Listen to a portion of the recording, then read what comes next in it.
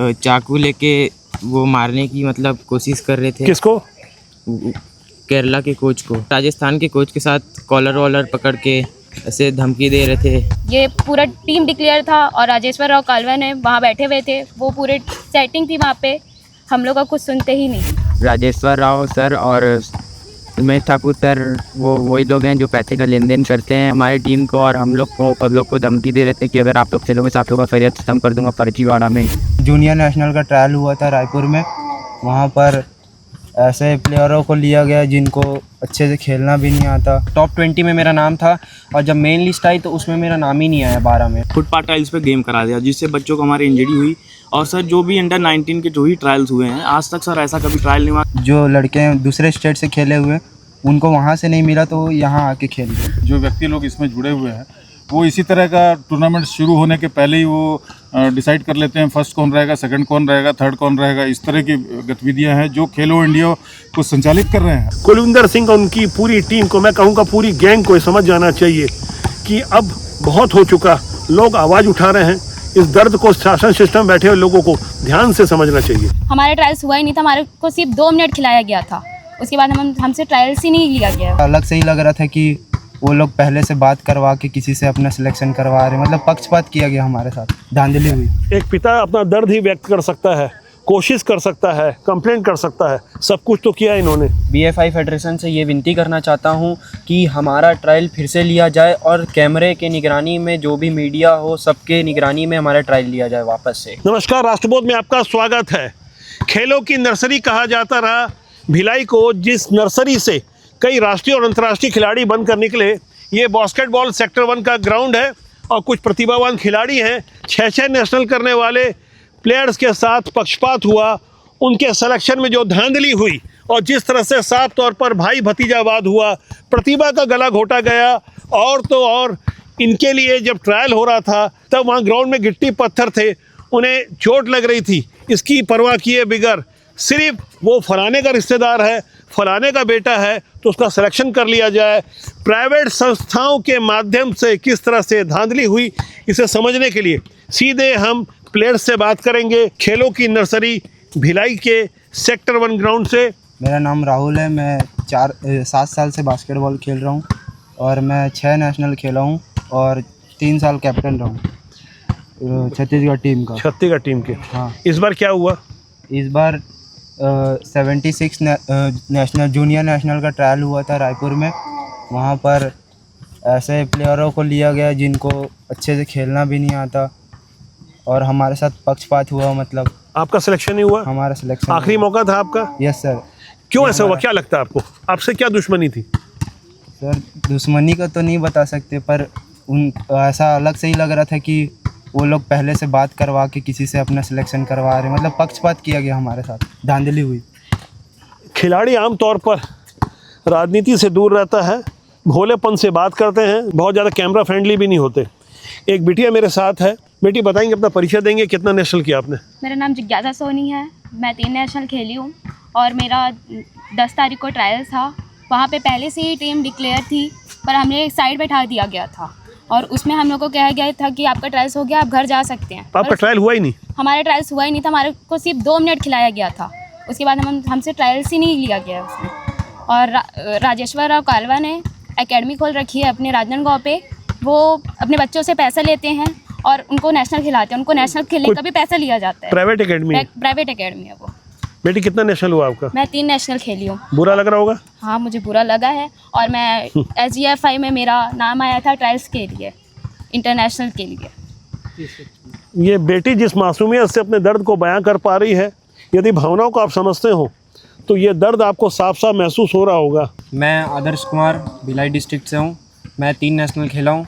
मैं इस बार जो रायपुर बालाजी ग्राउंड में ट्रायल हुआ वहाँ पे मैं अच्छा प्रदर्शन दिया, मतलब टॉप 20 में मेरा नाम था और जब मेन लिस्ट आई तो उसमें मेरा नाम ही नहीं आया 12 में। तो जो ग्राउंड के बारे में कुछ बातचीत हो रही थी कि ग्राउंड में कुछ पत्थर थे, कुछ ऐसा आपने देखा था, क्या देखा था वहाँ पे?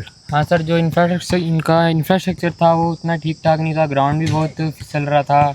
जिस तरीके से सब खेल रहे थे, अच्छे प्लेयर्स के अच्छे जूते भी काम नहीं कर रहे थे वहाँ। कुछ और खिलाड़ी हैं, मैं समझने की कोशिश करूंगा कि वो ग्राउंड कैसा था, क्या देखा आपने, पहले कभी ऐसा ग्राउंड देखा था? सर नहीं, पहले तो ऐसा कोई ग्राउंड नहीं देखा था मैं। जो बालाजी ग्राउंड पे सर था, वहाँ पे जिस दिन ट्रायल हुआ उस दिन बारिश हो रही थी। बारिश के साथ उन्होंने पहले सफाई कराई, फिर उन्होंने टेस्ट किया तो वहाँ पे स्लिपिंग हो रही थी, तो इन्होंने फुटपाथ टाइल्स पे गेम करा दिया, जिससे बच्चों को हमारी इंजरी हुई। और सर जो भी अंडर 19 के जो ही ट्रायल्स हुए हैं, आज तक सर ऐसा कभी ट्रायल नहीं हुआ, स्किल टेस्ट नहीं हुआ। मैं आपको बता दूं कि भिलाई वो जगह है और बास्केटबॉल का ये वो ग्राउंड है जहां कभी राजेश पटेल जैसे द्रोणाचार्य अवार्डी यहाँ से इस नर्सरी से प्लेयर तैयार किया करते थे। खासकर मैं गर्ल्स की बात करूं तो अंतर्राष्ट्रीय और राष्ट्रीय खिलाड़ी यहाँ से निकले, कई बड़े बड़े पदों में आज उनको नौकरियां भी मिली, रेलवे से लेकर राज्य प्रशासनिक और पुलिस सेवा में भी बच्चियाँ यहाँ से गई। और भारतीय टीम में जो 12 प्लेयर होते हैं बास्केटबॉल के, उसमें 5 भिलाई के ही भी होते थे। एक ऐसा भी दौर था जहां भारतीय टीम की कैप्टन भी भिलाई से होती थी, और आज राजेश पटेल दुनिया में नहीं है। तो कुल मिलाकर के प्रभाव का भी असर होता है। एक प्राइवेट एकेडमी के माध्यम से किस तरह से पक्षपात होता रहा। BFI फेडरेशन से ये विनती करना चाहता हूँ कि हमारा ट्रायल फिर से लिया जाए और कैमरे के निगरानी में जो भी मीडिया हो सबके निगरानी में हमारा ट्रायल लिया जाए वापस से। हमारा आखिरी साल था सर, हम 2008 का था ये, तो हम कट गए सर। अब हमारा करियर इसी से बनता, लेकिन हम कट गए सर। हम इतना मेहनत करके पिछले 1 साल से मेहनत कर रहे हैं सर, फिर भी कट गए, अच्छा ट्रायल देने के बाद भी। इस दर्द को शासन सिस्टम में बैठे हुए लोग यदि समझ रहे हों, सुन रहे हों, तो कोशिश करें, सच का साथ दें। प्लेयर झूठ नहीं बोल रहे हैं, क्योंकि कुछ सबूत हमारे पास हैं। जैसा कि आप देख पा रहे थे कि कैसे ग्राउंड में इनका ट्रायल लिया गया। ये बच्ची जिस मासूमियत से बता रही थी, ये खुद छत्तीसगढ़ टीम के कैप्टन रहे हैं। आपने 6 नेशनल किया है। मुझे बताएंगे कि और क्या क्या आपको खामियां दिख रही है और कैसे एक व्यक्ति इतना प्रभावशाली हो गया। राजनांदगांव के किसी प्राइवेट एकेडमी के बारे में कुछ बता रहे थे। हाँ सर, राजनांदगांव के एक प्राइवेट एकेडमी है, मतलब बाहर से खेले हुए जो लड़के हैं, दूसरे स्टेट से खेले हुए, उनको वहाँ से नहीं मिला तो यहाँ आके खेल रहे हैं। अच्छा, ऐसा भी हुआ? ऐसा भी होता है। गजब हो गया। तो मतलब दूसरे स्टेट से भी खेल रहे हैं, यहाँ से भी खेल रहे हैं, और यहाँ जोड़ जुगाड़ लगा करके छत्तीसगढ़ के प्लेयर बन गए। उस प्राइवेट एकेडमी के बारे में पूरा खुल के बताएंगे, नाम लेके बताएंगे आप? सर सर्वज्ञ राव एकेडमी ऐसे करके कुछ। हाँ, वो उसको कौन संचालित करते हैं? उसको राजेश्वर राव कालवा। राजेश्वर राव। इनकी क्या प्रोफाइल है, कुछ जानते हैं इनके बारे में? ज़्यादा तो नहीं जानता सर, बस कोई रिटायर्ड पर्सन है ऐसा कुछ? साइंस से रिटायर्ड पर्सन है। साइंस से रिटायर्ड पर्सन। कुछ और अंदर खाने की बातें समझ में आ रही है। राजस्थान के कोच को रूम में बंद करके मारा गया, कुछ लोग चाकू लेके भी खड़े थे, ऐसी ढेर सारी बातें हैं। एक प्लेयर है मेरे साथ, इनके साथ कुछ आप बीती रही। आप बताइए कि क्या कुछ हुआ था और सिलेक्शन दौरान क्या होता है?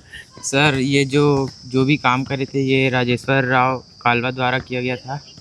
कब की बात है ये? SGFI नेशनल की बात है। ये कब, कितना समय हो गया? इसको करीबन 2 साल हो गया है। 2 साल हुआ। क्या देखा था आपने? सर मैंने देखा था कि वो चाकू लेके वो मारने की मतलब कोशिश कर रहे थे। किसको? केरला के कोच को। केरला के कोच को? Yes sir. और राजस्थान के कोच के साथ भी कुछ हुआ था? यस सर, राजस्थान के कोच के साथ कॉलर वॉलर पकड़ के ऐसे धमकी दे रहे थे। ये सब कौन करवा रहा था? ये सब राजेश्वर राव कालवा कर रहे थे। राजेश्वर राव कालवा। ये बच्चे कह रहे हैं, अपनी जुबान से कह रहे हैं। शासन सिस्टम में बैठे हुए लोग यदि इस वीडियो को देख रहे हैं तो इस सच्चाई को समझें, इस हकीकत को समझें। आखिर 43 डिग्री टेम्परेचर में इतनी हाड़ तोड़ मेहनत करने के बाद अपनी प्रतिभा को इस तरह से मरते हुए देखेंगे, जिनकी प्रतिभा का गला घोट दिया जाएगा, तो आखिर ये बच्चे जाए तो कहाँ जाए? ये दर्द है उन बच्चों का जो बास्केटबॉल में पूरा जीवन समर्पित कर देते हैं। ये बच्ची के बारे में पता चला कि ये तो 4 साल की उम्र से खेल रही है और लगातार मेहनत कर रही है। बेटा कुछ और बोलना चाहेंगे आप सिलेक्शन को? मेरा लास्ट साल था जूनियर नेशनल, इसमें मुझे चांस नहीं दिया गया है। इसमें फिर से ट्रायल्स लिया जाए और पूरे कमेटी के सामने मेरा ट्रायल्स लिया जाए, फिर यहाँ से टीम डिक्लेयर किया जाए। अभी तक क्योंकि वहाँ पे ट्रायल्स ही नहीं हुआ गया है, 2 मिनट के ट्रायल्स लिए गए थे, उसके बाद हमारे ट्रायल्स हुआ ही नहीं है। तो उसमें हम लोग का टैलेंट उन लोग कैसे समझ लिए कि हम 2 मिनट में ही सिर्फ अपना टैलेंट दिखा सकते हैं। उनको थोड़ा सा और वक्त देना था हमें, फिर वो सिलेक्शन तय कर सकते थे। ये पूरा टीम डिक्लेयर था और राजेश्वर राव कालवा ने वहाँ बैठे हुए थे, वो पूरे सेटिंग थी वहाँ पे, हम लोग का कुछ सुनते ही नहीं थे। पूरा मैच फिक्स था, फिक्सिंग का गेम चल रहा था? हाँ, पूरा फिक्सिंग का गेम चल रहा था, पूरा भाईचारा चला रहे थे वहाँ पे, वहाँ हमारी कुछ भी नहीं सुनते हैं। ये गजब का भाईचारा है। ऐसे भाईचारे को आप बखूबी समझते होंगे कि कौन किसका भाई बनता है और कौन किसका चारा बनता है। एक जानकारी ये भी मिली कि छत्तीसगढ़ बास्केटबॉल फेडरेशन की कार्य अवधि समाप्त होने के बाद अभी एडॉक कमेटी बैठी और यहीं से ही बहुत बड़ा खेला शुरू हो गया। मेरे साथ वीर हनुमान अवार्डी राजेश पटेल जो सर थे, जो द्रोणाचार्य अवार्डी थे, दुनिया में नहीं है, वो उनके सहयोगी रहे। आप कोच भी हैं, इंटरनेशनल कोच हैं। मैं आर एस गौर हूँ और मैं भिलाई स्टील प्लांट में अभी 2024 में रिटायर हुआ हूँ और इसके पिछले 30 सालों से लगातार मैं छत्तीसगढ़ प्रदेश बास्केटबॉल संघ में काम कर रहा था, लगातार राजेश पटेल सर के साथ और पूरे छत्तीसगढ़ के साथ। लेकिन फ़िलहाल अभी मैं ज़्यादा बोलने की स्थिति में नहीं हूँ क्योंकि ऑलरेडी एडॉक कमेटी बैठी हुई है और हम अपनी लड़ाई लड़ी रहे हैं। हम नहीं, जो बच्चे बता रहे थे, गंभीर बात बता रहे थे कि इस तरह से बाहर से कोच आते हैं और कमरे में बंद कर देते हैं, राजस्थान के, केरला के बिल्कुल रूम में बंद कर दिया जाता है, चाकू दिखाया जाता है। बिल्कुल, ये सब सच बातें हैं। और फिलहाल क्योंकि हमारा इस समय अभी कोई नहीं है यहाँ पर देखने के लिए, छत्तीसगढ़ प्रदेश बास्केटबॉल संघ भंग हो चुका है, तो हम सीधी कार्रवाई कोई भी नहीं कर पाते, किसके थ्रू जाएँ, कैसे जाएँ, क्योंकि वहाँ पर general secretary basketball federation of India का जो पार्शलिटी, उनके तहत ये लोग सारे के सारे लोग पार्शलिटी कर रहे हैं। तो अभी फिलहाल जब इलेक्शन आएगा तो उस समय देखेंगे। सर, प्रतिभाओं का गला घोटा जाता है, कैसा लगता है आपको? बहुत बुरा। और ये हमारे यहाँ का तो रिकॉर्ड है, इतिहास है। यहाँ की लड़कियाँ आप पूरे छत्तीसगढ़ में देखेंगे तो बास्केटबॉल के इंटरनेशनल, नेशनल प्लेयर, सारे प्लेयर यहीं से निकले हुए हैं। और आज ये लोग इस तरह की सारी गतिविधियाँ चला के ये लोग छत्तीसगढ़, कोई माई बाप नहीं है, कोई माई बाप, कोई जनप्रतिनिधि नहीं रहेगा, किसी ने आवाज़ नहीं सुनी हमारी। और हम राष्ट्रपति आपकी आवाज़ उठाएगा। बिल्कुल बिल्कुल। डंके की चोट पर आज जो हम दिखा रहे हैं, ये वो सच है जिसे हर किसी को देखना और समझना चाहिए। खेलो इंडिया जैसे कई और अभियान चलाए जाते हैं। देश के प्रधानमंत्री मन की बात कार्यक्रम से लेकर अपने स्तर पर बेहतर प्रयास करते हैं। अगर राष्ट्रीय स्तर पर बेहतर प्रयास हो रहे हैं तो ज़मीनी हकीकत आखिर कहाँ अपना दम तोड़ देती है, इसे भी हमें समझना होगा। अब इन सारे बेहतर प्रयासों के लिए अकेले नरेंद्र मोदी को तो जिम्मेदार नहीं ठहराया जा सकता। एडॉक कमेटी के माध्यम से जो बेईमानी होती है उसे कुछ बेहतर तरीके से ये वीर हनुमान अवार्डी ही बता सकते हैं। आप अंतर्राष्ट्रीय कोच हैं, क्या अनुभव है आपका जो छत्तीसगढ़ में चल रहा है एडॉक कमेटी को लेकर? सर, मैं इसके पहले मैं अपना हमारे यहाँ बास्केटबॉल फेडरेशन ऑफ इंडिया के अध्यक्ष से मुलाकात हमारी हुई थी और हमारे जनरल सेक्रेटरी से भी मुलाकात हुई थी। उन्होंने आश्वासन दिया था कि नहीं, अब पहले हम मीटिंग करेंगे, उसके बाद फिर डिसाइड करेंगे कि किस तरह से ट्रायल होगा। दोनों पक्षों, तीनों पक्षों, जो भी पक्ष हैं इसमें जो लड़ाई लड़ रहे हैं, उनके एक एक आदमी को रखा जाएगा और उनके अधिकारियों को बुलाया जाएगा, उनके सामने डिस्कशन किया जाएगा। लेकिन आज तक किसी भी तरह की कोई मीटिंग यहाँ पर नहीं हुई। सीधा फ्लाइट से बंदा आता है, वो अपना सिलेक्शन ट्रायल्स ऑर्गेनाइज करते हैं पर्टिकुलर अपने ही एरिया में, जहाँ पर या तो रायपुर में करेंगे, रायपुर में ही उनके 2 ग्राउंड हैं, तो उन्हीं में वो अपने आदमी रख के। ग्राउंड की शक्ल हमने देखी है, वहाँ गिट्टी पत्थर पड़े हुए थे। बिल्कुल बिल्कुल। वो तस्वीरें हमें विचलित कर दे रही है। और जिस तरह से पक्षपात हो रहा था वो कैमरे में दिख रहा था। जो खेलों के बारे में कम भी जानकारी रखते हैं, इतना सामान्य ज्ञान हर किसी के पास है कि बास्केटबॉल का ग्राउंड कैसा होता है और वहाँ पे कैसे ट्रायल लेना चाहिए। जो कोच को कमरे में बंद कर दिया जाता था, चाकू लेकर के डराया जाता था, क्या हकीकत, थोड़ा खुल के बताइए इस बारे में। जी हाँ, ये SGFI की इन लोग का स्कूल का इनका फेडरेशन है।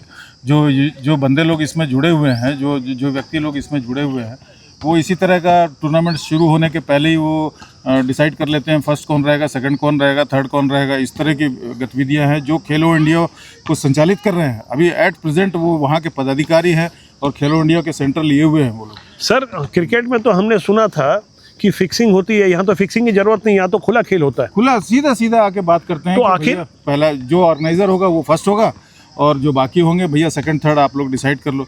आप इससे अंदाज़ा लगा लीजिए कि बच्चों को क्या पता चलेगा कैसे फर्स्ट आते हैं, कैसे सेकंड आते हैं और कैसे थर्ड आते हैं। इस बिटिया का दर्द मैं बार बार महसूस कर पा रहा हूँ। नेशनल प्लेयर जिज्ञासा सोनी के पिता भी मेरे साथ हैं। बच्चे के लिए खूब मेहनत की आपने। बिल्कुल। कैसा लग रहा है? 5 साल की उम्र से मैंने मेहनत कर रहा हूँ। हाँ, और इस ग्राउंड को मैं लगभग 4-4, 5-5 घंटा बच्चों के लिए समय देता रहा। हाँ, और मैं लगभग स्कूल के हर टूर्नामेंट में राजनांदगांव गया हूँ। वहाँ पे जो राव सर हैं उनका अपना अलग ही नज़ारा देखने को मिलता है। ये मेरा आंखों देखी है।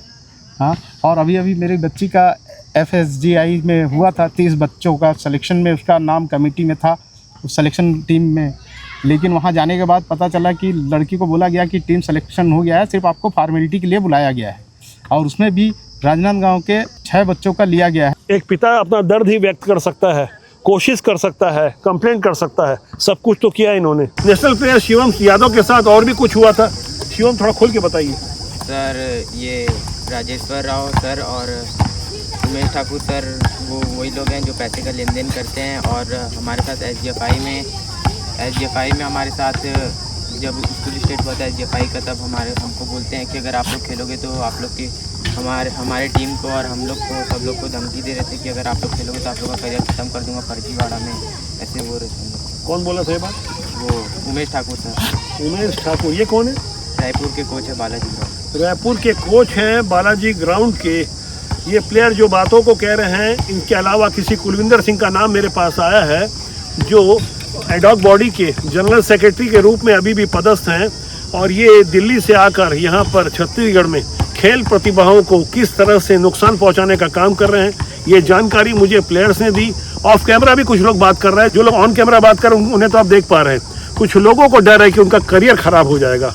ऐसे में कुलविंदर सिंह और उनकी पूरी टीम को, मैं कहूँगा पूरी गैंग को समझ जाना चाहिए कि अब बहुत हो चुका। लोग आवाज़ उठा रहे हैं, इस दर्द को शासन सिस्टम बैठे हुए लोगों को ध्यान से समझना चाहिए। और भी सिलेक्शन है, सिलेक्शन रोका जाएगा, आगे चयन होने नहीं दिया जाएगा। बच्चे कुछ कहना चाहते हैं, बोलेंगे आप?